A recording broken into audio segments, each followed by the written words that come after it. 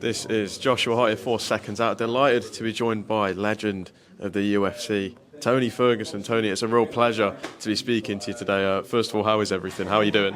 Good. I'm getting hungry though. I have fucking some gushers in my pocket. I might just slam these down right now for a second. But yeah, everything's going good. I had some fish and chips yesterday. Went and saw the Tower Bridge. Man, this place is awesome. So it's not too hot. It's good. You enjoying your time here in London so far? Yeah, everybody's fucking dope. It's cool as shit. I mean, look, I love everywhere I've gone. I just got back from Thailand. That shit was hot. So at least it's a little bit cooler here. But being real, everything's been fucking awesome. I'm just excited to be here.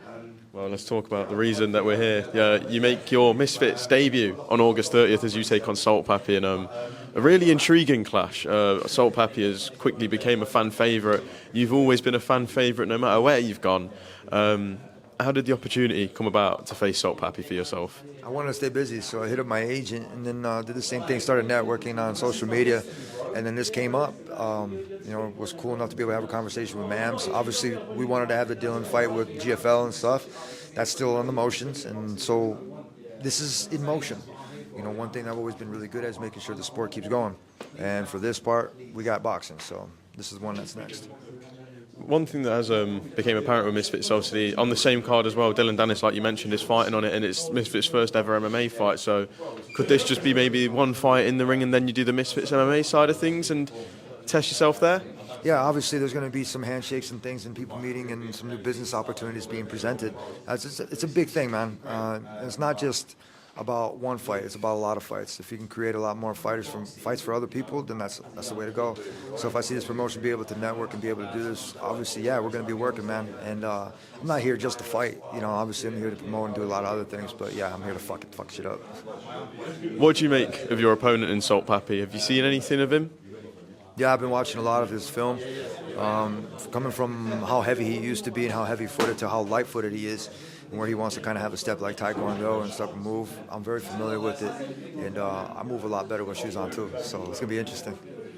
I want to just speak about your time in the UFC and just not quiz you on it, but just get to know a different side to you. What are your favourite memories or favourite fights from your time in the UFC? When I fought on my birthday for the Ultimate Fighter, I fought Justin Edwards, and I didn't know we were gonna fight because we get picked, and I wasn't picked first, and I was like, oh fuck, I hope I don't get picked last to be on the team.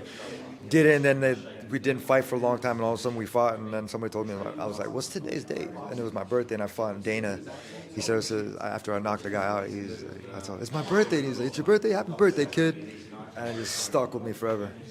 And since then, you just kept pushing on, and one thing that a lot of people remember is that legendary undefeated run that you went on. Is there any disappointment and regret that you maybe never got your hands on the full title? Or I've got my hands on full title when it goes into you're talking to the UFC brass, and they don't say interim, and I had to tell them, I was like, you said that, and then so I told them, I was like, all right, so we're gonna make that flip it over. And so the way I work and the way I do my stuff is I keep my word, and I'm gonna keep my word on that one. So I've earned it. You've had nobody wanted to fight. You have Conor McGregor and Tiramisu. You have two of the worst, supposed to have been the worst, running away from the fucking boogeyman or whatever you want to fucking call it. I had their numbers and I had the dossiers full, knowing to where I've never talked about their family, never talked about anything, and try to present them to that so I could wear their blood in the cage. They were too scared.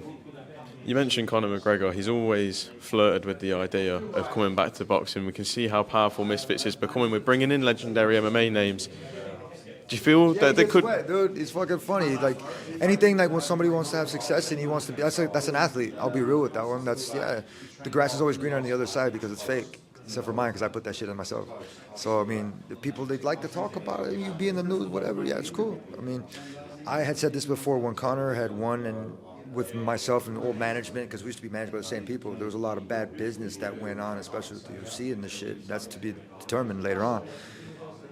But to each their own. When you show up to fight, you're training, bro. You're training 100%. You're not training to go in there and lose. This is the same shit for this one. And this opportunity, go in there, win this fucking bout, make it 1-0, and then start some fucking new shit. And if McGregor does ever grace the Misfits scene, would you like to be the first name on his list to finally trade some blows with him? He would never fight me. Never. He would never fight me, and Khabib would never fight me. These are two of the guys that they just made it in their mind, especially that night after Pettis, when I was wearing his blood, and I went in there. I would have fought all 3 of them. I would have finished all fucking 3 of them that night. Outside of Khabib and McGregor, are there any names in the UFC that you wish you got to share the octagon with and never?